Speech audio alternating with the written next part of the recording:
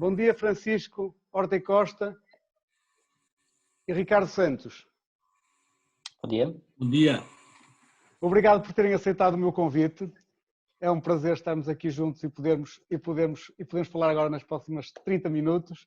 Eu irei começar esta nossa conversa pelo Francisco. Francisco, e por uma questão que é a seguinte: numa outra vida, em janeiro deste ano, eu assisti a uma excelente conferência de uma entidade líder do mercado imobiliário a nível mundial, em que eram apresentadas tendências para 2020 e estou a falar a sério, saí de lá entusiasmadíssimo e contente, e de repente, passado um mês e meio, olho para trás e penso o que mudou na nossa vida, o que mudou no nosso mundo.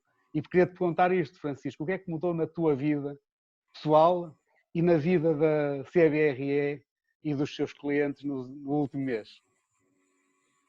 Bom, isso agora podíamos ficar aqui de facto a falar muito tempo, mas resumindo, na minha vida pessoal, comecei a trabalhar em casa, como todos nós, e ainda estou há alguns períodos em casa, mas confesso que agora tenho vindo para o escritório, porque não está aqui ninguém, de vez em quando aparece aqui alguém para ir buscar qualquer coisa, mas eu estou aqui sozinho a maior parte do dia, trago um filho ou dois aqui comigo para o escritório, porque eles assim têm as aulas aqui numas salas de reuniões, eu estou a trabalhar, eles fazem-me companhia, estou cá sozinho, eles têm internet à vontade para terem as suas aulas, sem interrupções, eu tenho internet à vontade para trabalhar aqui e falar com os meus colaboradores e com os clientes, e de maneira que agora tenho preferido vir para o escritório, também tenho a sorte de viver perto do escritório e, portanto, o trajeto é muito curto, e estou aqui mais concentrado e acho que mais produtivo. Foi muito interessante nas primeiras 2 semanas, 2 semanas e meia, ver quais é que eram as dinâmicas em casa com o teletrabalho e com ter que manter o trabalho, o contacto com os clientes, com os colaboradores e ter que enfrentar toda uma situação completamente nova. Mas de facto, quer dizer, o saltitar do quarto para a sala ou para a varanda, enfim, atrás de sossego e de sinal de internet, chegou aqui a um ponto em que era complicado. Agora, de facto, o mundo é completamente diferente daquele que nós enfrentamos hoje em dia. Tens toda a razão, em janeiro, no final de janeiro fizemos a nossa conferência sobre as tendências do mercado imobiliário e estávamos a perspectivar mais um ano muito ativo no mercado imobiliário português, estávamos bastante entusiasmados com o ano que se avizinhava e de facto embatemos com uma parede ali mais ou menos a meio de março, parede essa que era de tão armado e ainda estamos a recuperar a consciência de tudo isto que se está a passar. Há muita incerteza no ar, há muita desconfiança, há muita insegurança. Isto são tudo palavras inimigas da tomada de decisão, não é? Portanto, tudo que sejam investidores, tudo que sejam ocupantes de espaço em edifícios, embora haja muita coisa que trazemos de trás e que está a concretizar, mais difícil de facto daqui para a frente fazer a originação de novos negócios e levar a cabo novas transações. Temos também na CBRE, enfim, e isso ainda bem que é assim, um lado não transacional muito forte, em que temos um departamento que faz gestão de imóveis, que tem 40 edifícios de escritórios sob gestão, cerca de 600 mil metros quadrados de logística, gerimos mais de 10 centros comerciais e, portanto, tudo isso para nós são ingressos recorrentes que nos ajudam também a sustentar a nossa atividade nesta fase. E, portanto, graças a Deus também ao longo dos anos fomos mantido aqui uma estrutura de custos bastante contida, o que nos permite agora também enfrentar esta com alguma confiança, mas não há dúvida nenhuma que é um desafio muito grande daqui para a frente, porque por natureza a nossa atividade está relacionada com imóveis e a partir do momento em que não nos podemos deslocar aos imóveis, muita da nossa atividade está posta em causa. Francisco, já vamos voltar a falar sobre esse tema que é fundamental. Eu lembro-me precisamente depois da conferência, que foi, se não me engano, no dia 30 ou 31 de janeiro, foi por aí, na semana, penso que foi na semana seguinte, tive com o Luís Mesquita no Porto, o amigo e diretor da CBRE no Porto, e lembro perfeitamente que estávamos a falar, até da conferência ainda, e das excelentes expectativas que havia para Portugal. E no meio da conversa dissemos assim, só esperemos é que aquele raio daquele vírus que se anda para aí a falar, que não venha trazer chatice. Lembro perfeitamente disto. Mas nem eu, nem ele, nem ninguém sonhava. Falamos aquilo quase como em conversa, como assim uma coisa que pode ter aqui algumas, pode causar aqui alguma chatice. E que grande chatice que causou. É verdade. É verdade, sem dúvida nenhuma. Nunca pensámos que isto viesse até ao nosso país e até à Europa, e desta forma, com esta força toda, mas também, enfim, agora há que criar novos métodos de trabalho, há que ser muito imaginativo e criativo na forma como podemos levar avante o nosso negócio. De facto, quer dizer, enfim, o outro Ricardo está aqui mais ligado às áreas das tecnologias. Nós tivemos que dar, de facto, este salto tecnológico muito grande, não é? De repente, toda a minha equipa, enfim, isto é comum a muitas empresas, mas domina todas as técnicas de comunicação nas diferentes plataformas. O Salesforce, que é a ferramenta que nós usamos aqui de client management, que estava bastante atrasado, de repente também deu um salto muito grande de aprendizagem e de utilização por parte dos nossos colaboradores. E portanto eu acho que agora o grande desafio é manter aqui as equipas motivadas e animadas e de cabeça erguida, manter um grande contacto com os clientes, e há muitos clientes a quererem fazer coisas, há investidores a quererem continuar a investir em Portugal, evidentemente que com mais cautelas e aproveitando algumas oportunidades que possam surgir, mas não está tudo parado, e eu acho e espero, e acho que esperamos todos nós, e quando isto começar a aligerar um bocadinho, que esse sentimento de maior confiança no futuro comece lentamente a vir ao de cima. Francisco, desculpa interromper-te, porque eu gostava mesmo de parar aí, até porque o tema que nos leva a estas conversas é mesmo esperança para o futuro, e eu já vou voltar a ti para o futuro. E queria perguntar uma coisa. Ricardo, eu também li, não há muito tempo, que dois jovens universitários um dia se conheceram e que tinham um sonho comum, que era de controlar as coisas sem tocar nelas. E eu ao ler isso disse assim, olha que raio, que coisa mais fantástica. Na altura em que foi sonhado pelos bons motivos, seguramente, e agora que vivemos uma altura em que todos falamos em tocar nas coisas, em controlar as coisas sem mexer nelas, em controlar no fundo a nossa vida sem mexer em coisa nenhuma. Conta lá um bocadinho o que é que mudou desde esse sonho desses dois jovens, dos quais obviamente já toda a gente percebeu que tu eras um deles. É assim, eu espero muito sinceramente que as pessoas não fiquem paranoicas depois desta situação abrandar.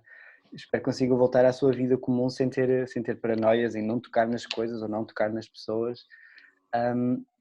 Nós, de facto, quando começámos a EtaSense, a ideia inicial era usar as câmaras para reconhecer o comportamento das pessoas, para controlar as coisas sem tocar nelas. Por exemplo, o primeiro cliente foi a BMW. Dentro do carro, não precisávamos tocar no carro para mudar a música ou para ligar para alguém, fazíamos simplesmente gestos e controlávamos as coisas. Mas lá está, depois acabamos por fazer o shift para a área da segurança, ou para usar as câmaras de segurança para perceber o comportamento das pessoas mais no âmbito da segurança ou no âmbito das operações. Achamos simplesmente que foi a alternativa mais... pudéssemos de facto ajudar o mundo a ficar melhor em vez de focarmos só no entretenimento, porque no fundo é só uma coisa engraçada, controlar as coisas com gestos, acaba por ser apenas entretenimento. Ricardo, e agora com isto muito sério, ou seja, com esta mudança que vimos assistindo, e ainda há bocadinho o Francisco falava em algo que é recorrente em muitas pessoas com quem eu falo e que eu próprio sinto, todos sentimos, que é, nós concentramos em 15 dias, um mês e meio, uma evolução para o digital que provavelmente iria levar anos. toda a gente foi obrigada e, portanto, toda a gente aprendeu rapidamente e, felizmente, isso é algo muito bom que veio para ficar, não tenho dúvidas nenhuma, na vida das empresas, das pessoas.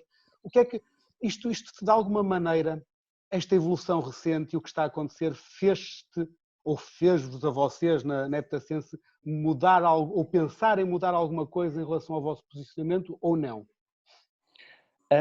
Em certos, depende do qual for o mercado em si, porque é assim, obviamente, por exemplo, clientes que nós temos na área do retalho de hardware, aí os projetos ficaram suspensos, porque de facto se não existem pessoas dentro das lojas, não faz sentido usar a tecnologia da Heptasense nas câmaras de videovigilância, não há lá ninguém.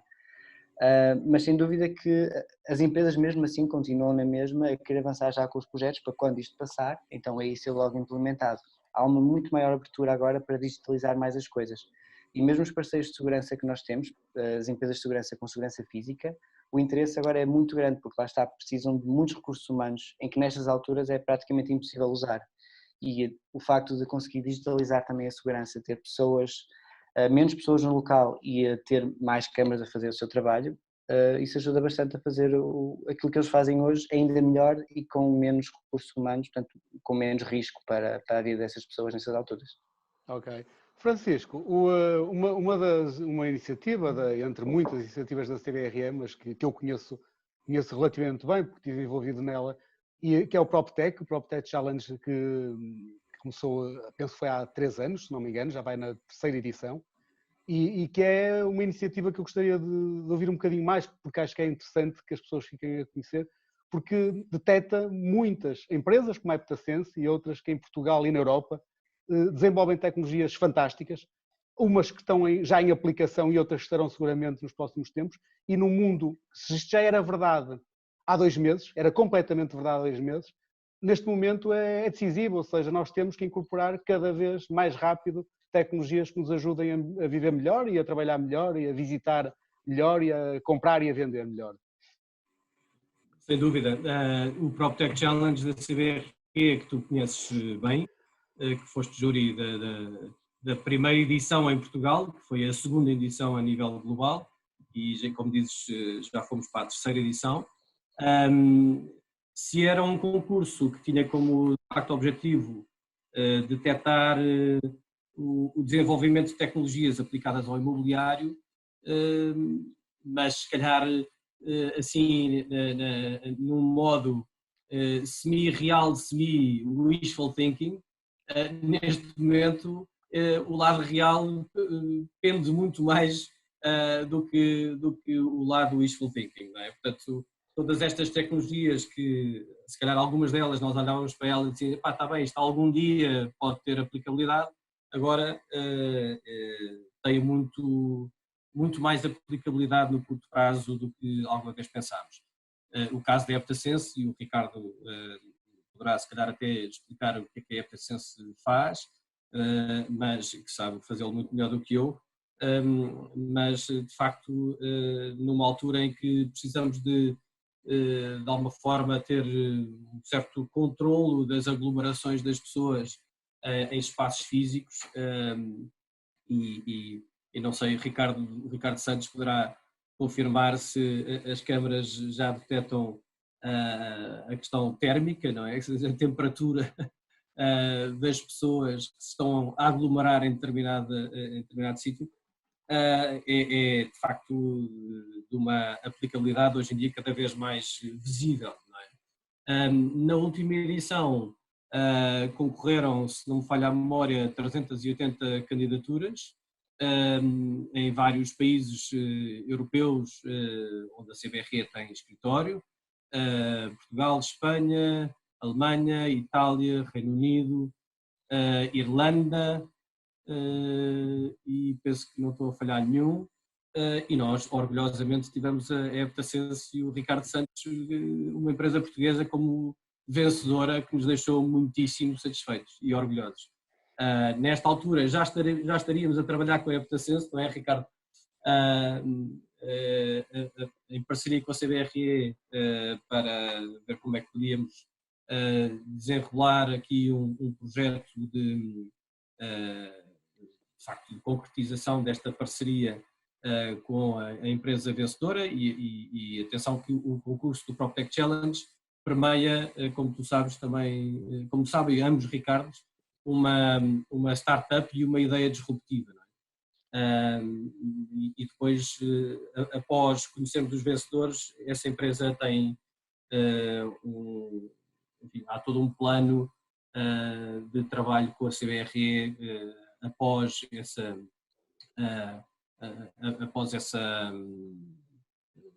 o terem ganho essa categoria da startup vencedora. E de facto, mais do que nunca, agora estamos muito mais alertas para toda a questão tecnológica aplicada ao imobiliário. É como tu dizes, nós hoje em dia deparamos com dificuldades em visitar imóveis, deparamos com dificuldades de reporting, deparamos com, enfim, uma série de questões de avaliação de imóveis que não nos podemos deslocar aos mesmos e, portanto, tudo o que sejam tecnologias que nos permitam daqui para a frente ultrapassar essas dificuldades torna-se cada vez mais importante.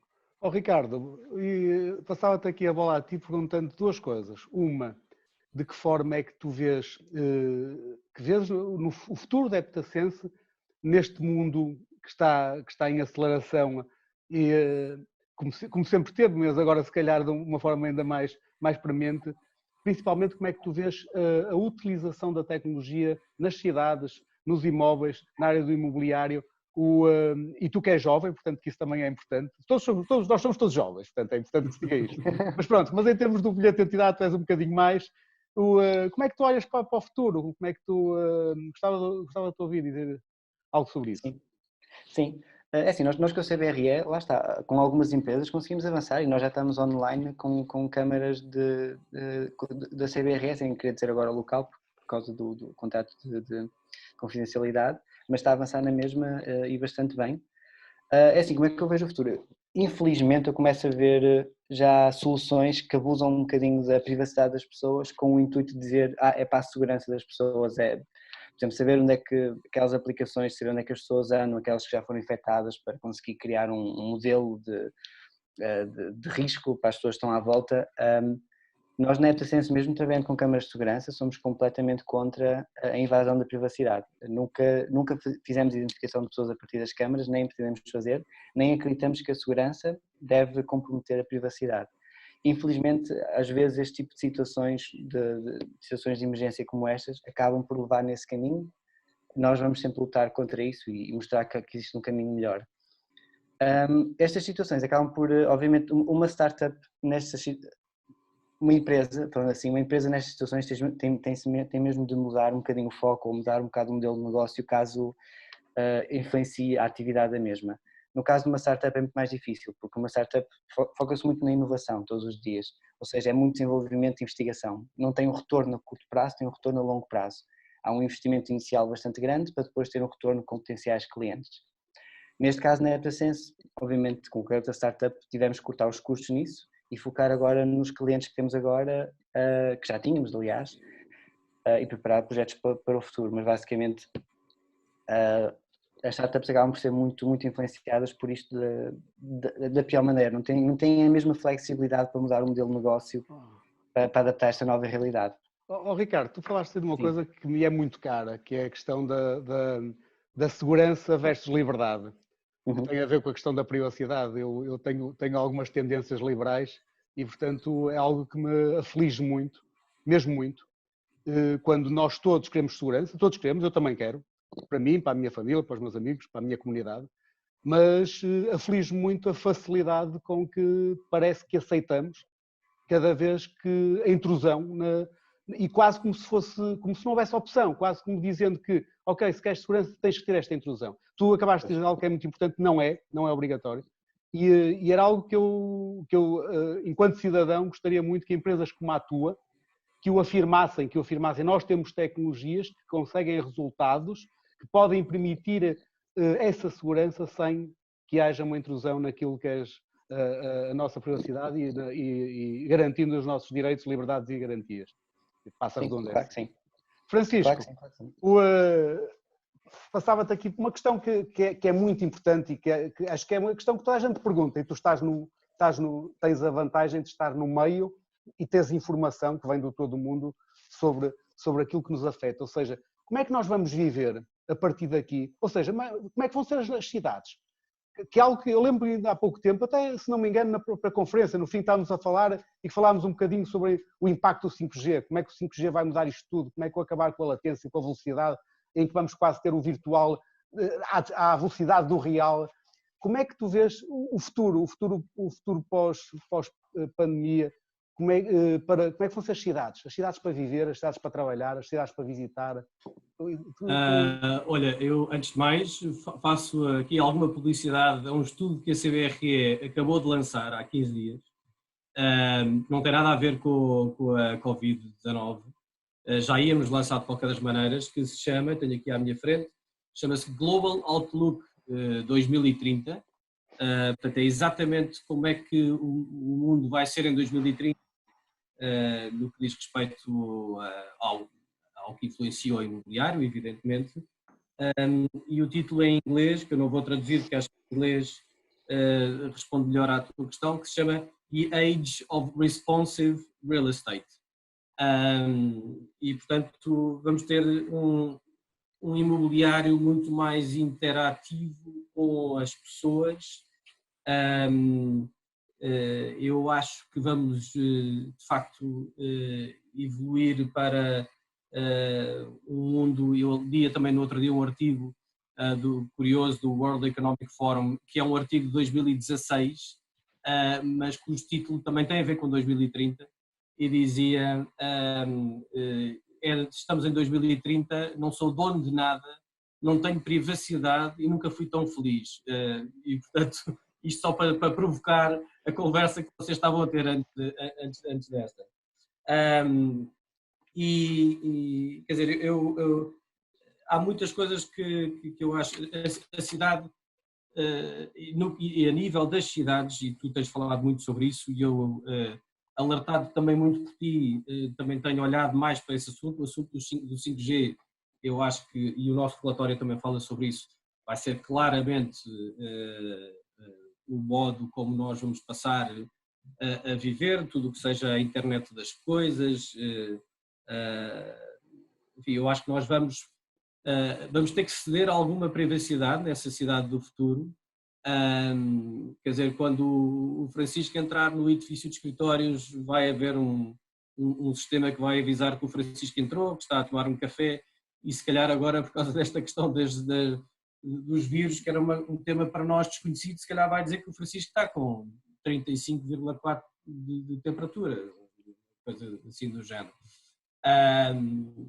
Vão ser, de facto, eu acho que cidades muito mais eficazes do ponto de vista da gestão do tráfego, da gestão dos resíduos, da gestão da mobilidade. Acho que o espaço de trabalho, agora ouvem-se todo o tipo de tendências, desde que as empresas vão usar menos espaço porque vão ter mais pessoas em teletrabalho, que eu acho que é uma realidade em parte. Acho que isto funciona tudo muito bem enquanto estamos todos em teletrabalho. Quando não estivermos todos, estiver só uma parte, se calhar já não funciona tão bem. Francisco, desculpa interromper-te, mas para não me esquecer do que tu disseste, será que, algo que eu pensei, será que as pessoas também não vão querer ter mais espaço entre elas no local de trabalho? Eu acho que as pessoas, bom, para já eu tenho uma teoria, mas isso é só a minha teoria pessoal, que acho que no dia em que houver uma vacina toda a gente se vai esquecer disto muito rapidamente e vamos voltar aqui a alguma normalidade, que eu acho que isso é a natureza humana.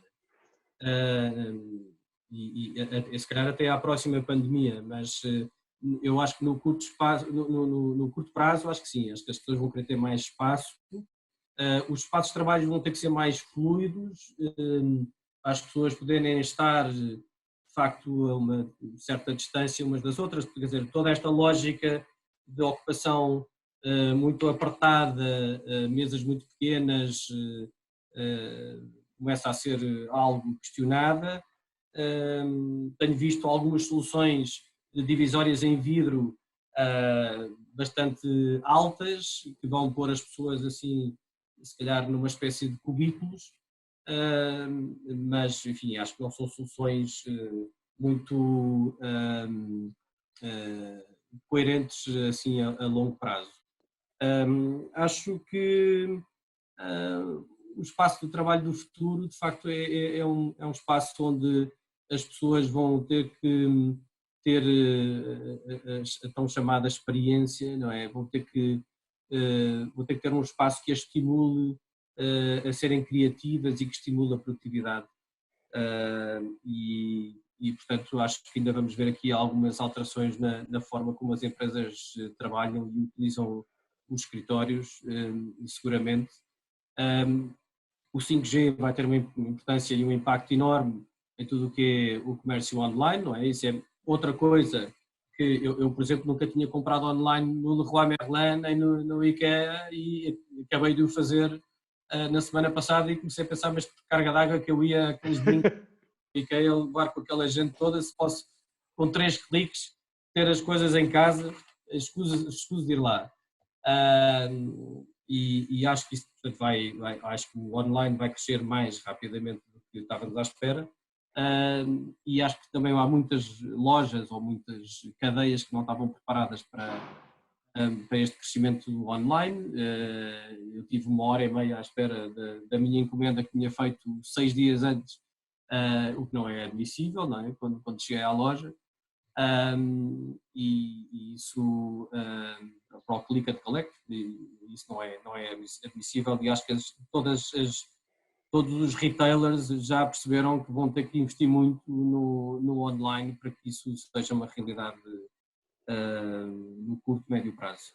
Francisco, mas essa é uma questão muito interessante e que isto é a minha opinião, que penso assim, como todos nós fomos obrigados a usar as tecnologias para viver, não estou a dizer para sobreviver, para viver, não é? Porque tivemos que as usar.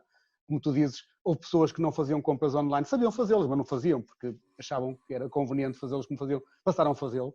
A pressão que foi feita sobre as empresas, no bom sentido, levou-as a 2 fases. Uma primeira fase que é a fase da sobrevivência de curto prazo, ou seja, eu tenho que responder com os meios que tenho e, portanto, estão a fazê-lo, acho que estão a fazê-lo fantasticamente. Toda a gente, não é só as empresas, quando nós vemos a escola, como vemos a forma como professores que nunca usaram tecnologias que estão a dar aulas hoje em dia, acho fantástico. Aquilo que nós aqui em Portugal estamos a fazer, eu imagino que em todo o mundo, acho fantástico, sinceramente. E depois, seguramente vai para essa segunda parte que tu disseste, que é, agora eu vi que isto faz sentido, que as pessoas o querem e, portanto, vai haver um investimento muito grande e, portanto, algumas destas coisas que hoje ainda têm alguns problemas, seguramente, rapidamente serão ultrapassadas e, portanto, para benefício da nossa vida pessoal e profissional. Ricardo, e diz-me cá tu que é que estás no lado das tecnologias, portanto és tu que tens que resolver estes problemas para todos nós. Há bocadinho o Francisco falou em algo que depois tu acabaste por não tocaste na tua resposta, na tua intervenção, que é a questão da monitorização, ou seja, da temperatura, por meios não intrusivos. A vossa tecnologia de alguma forma pode fazer, porque isso também tem a ver com a questão no fundo da nossa liberdade, ou seja, se isso for possível, se calhar resolvemos algumas das questões da intromissão. Sim, isso é um bom exemplo. Nós estamos a já ver isso com algumas empresas. Lá está, o que nos distinguiria de uma outra solução que seria invasiva, no máximo o que a ATSense poderia fazer era a pessoa, quando entra na loja, tem então uma câmara térmica que mede a temperatura e caso de facto esteja com uma temperatura acima do normal, avisar o segurança daquela pessoa, enviar um alerta.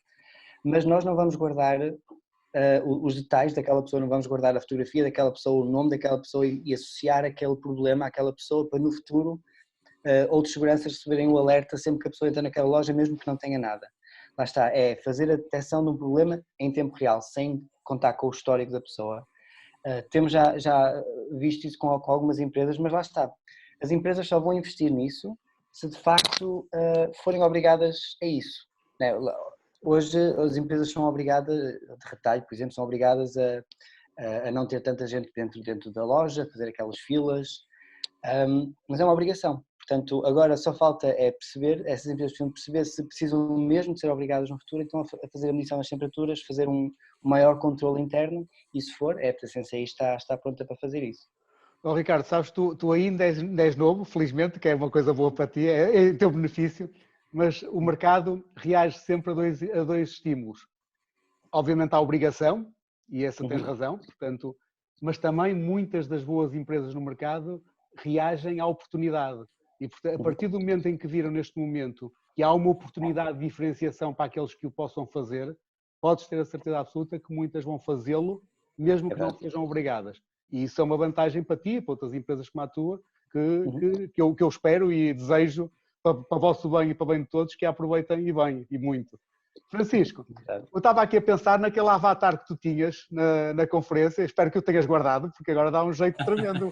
Podes mandá-lo passear e fazer compras por ti. Dava-me imenso jeito e não só isso, como estar presente em todas as reuniões com os meus colegas, aquelas que eu não consigo estar. Mas, de facto, entretanto, Ricardo, mandei-te o nosso relatório, esse que estava a falar há bocado, que prevê coisas como, por exemplo, que 15% das milhas percorridas nos Estados Unidos em 2030 serão feitas por carros autónomos, ou que em 2030 cerca de 39% do comércio nos Estados Unidos será feito online, o que são números de facto avassaladores, e eu acho que são números que depois começam nos Estados Unidos e enfim, a gente já sabe que isto mais tarde ou mais cedo chega aqui, e enfim, quem sabe nessa altura assim posso ter um avatar também para me ajudar aqui a gerir esta empresa. Francisco, Ricardo, vamos terminar, isto passa no instante. Muito obrigado a ambos, foi uma conversa muito interessante, seguramente para mim foi e acho que vai ser para todos aqueles que possam assistir. Todos nós gostaríamos de ter um avatar, se calhar todos nós vamos ter um dia, mas mais do que isso, mais importante do que os avatares que naturalmente vão aparecer é que todos estejamos bem de saúde, com confiança no futuro, com esperança para o futuro e tendo a certeza de que enquanto coletivo, enquanto humanidade, nós damos sempre a volta a estas coisas e, portanto, hoje estamos assim, daqui a uns tempos estou certo que vamos estar bem melhor e Portugal irá continuar a desenvolver-se e as nossas empresas também. Obrigado, muito obrigado. Sem dúvida. Obrigado. Boa tarde a ambos. Muito obrigado, Ricardo. Ricardo. Obrigado, Francisco e Ricardo. Até à próxima.